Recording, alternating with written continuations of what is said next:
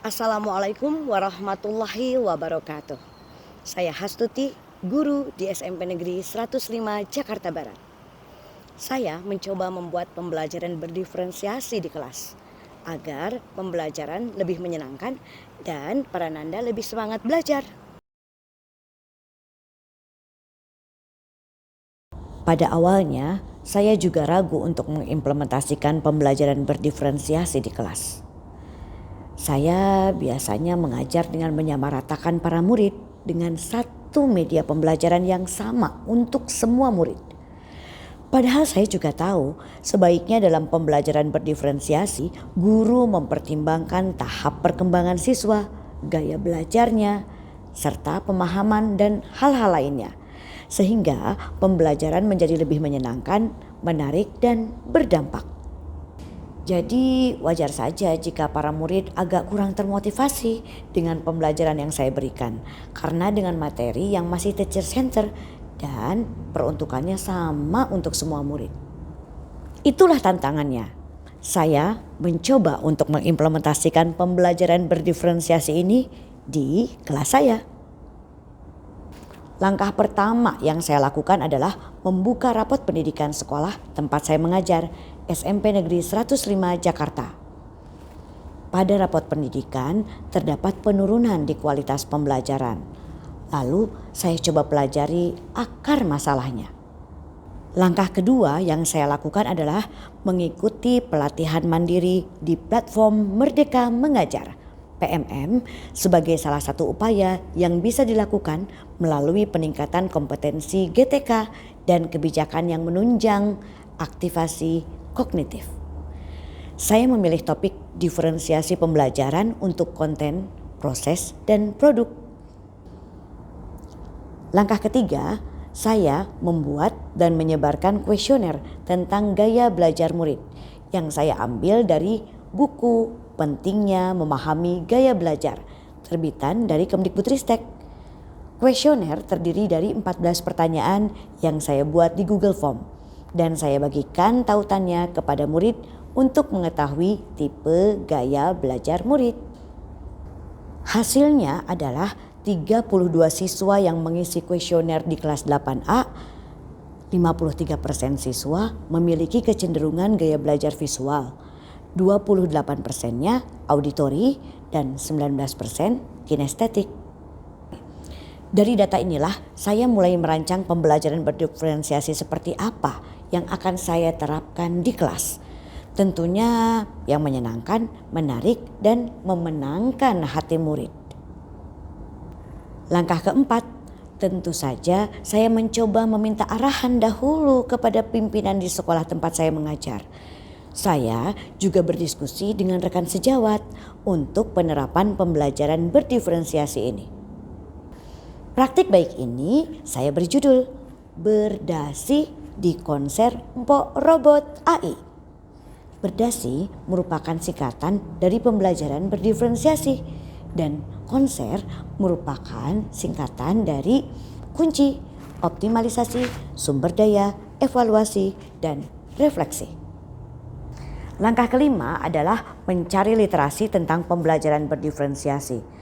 Saya coba menggunakan bantuan AI, Artificial Intelligence, melalui asisten guru di PMM dan ChatGPT.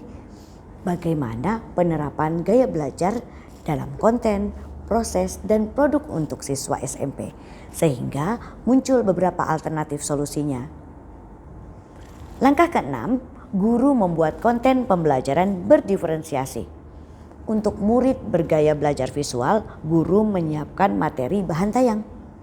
Untuk murid bergaya belajar auditori, guru menyiapkan materi pada Spotify. Dan untuk murid bergaya belajar kinestetik, guru menyiapkan permainan tangga nada yang akan dipandu oleh Mpok Robot AI.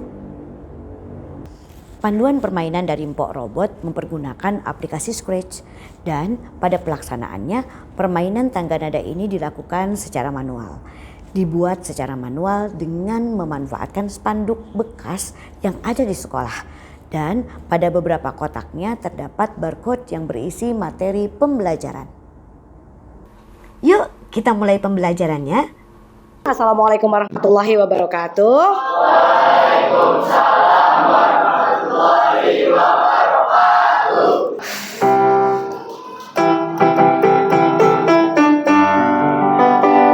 Ada yang tahu? Oke, apa nak? Oke, ondel-ondel. Bisa nyanyi lain nyanyiannya? Bisa. Oke, 1, 2, 3, ya.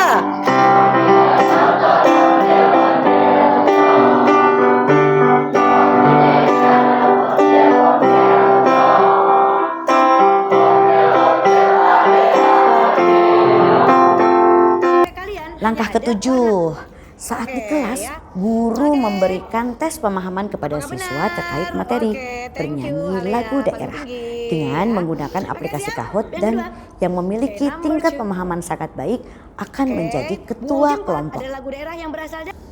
Langkah ke-8 yaitu guru membagi kelompok murid berdasarkan gaya belajarnya dan memilih ketua kelompok.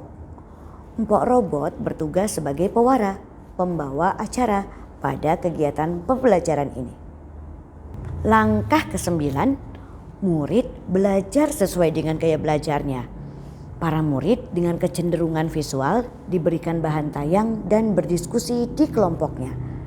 Pengerjaan LKPD pun dilakukan secara kolaboratif dengan menggunakan Canva, sehingga semua murid menyelesaikan tugasnya pada slide yang telah ditentukan secara bersamaan. Sumber daya yang diperlukan selama praktik baik ini meliputi 1. Sarana dan prasarana sekolah seperti jaringan, wifi, smart TV, dan laptop. 2. Gawai yang dimiliki oleh murid. Hampir semua murid memiliki smartphone. 3. Laptop sekolah dan headphone sekolah.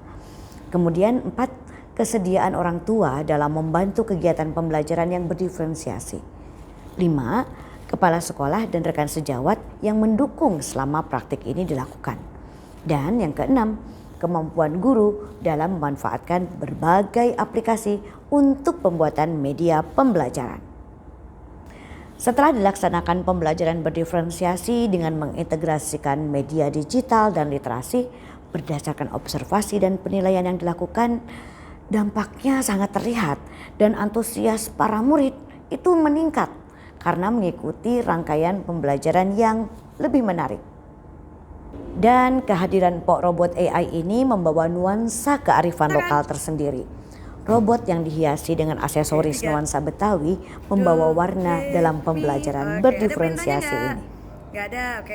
Faktor keberhasilan pembelajaran ini terletak pada penggunaan dan pemanfaatan media literasi digital sebagai sumber belajar yang disesuaikan dengan gaya belajar murid, seperti pemanfaatan Scratch, Kahoot, Canva, Google Form, dan yang lainnya, serta permainan tradisional yang dimodifikasi dalam permainan tangga nada, serta bernyanyi bersama menjadikan kemasan pembelajaran menjadi lebih menarik.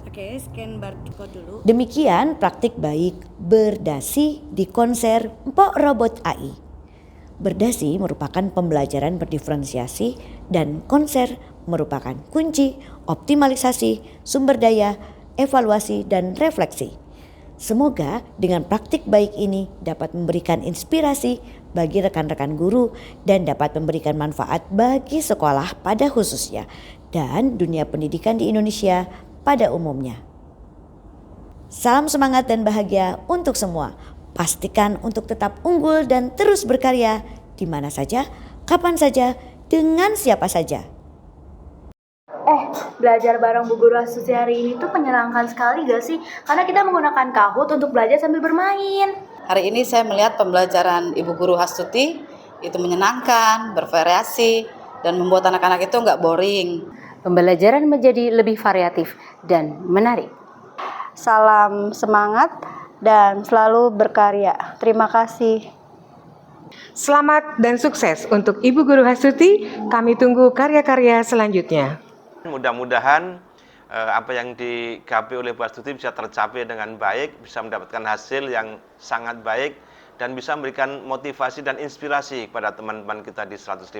Terima kasih, sukses Bu Astuti. Ya, selamat berjuang. Assalamualaikum warahmatullahi wabarakatuh.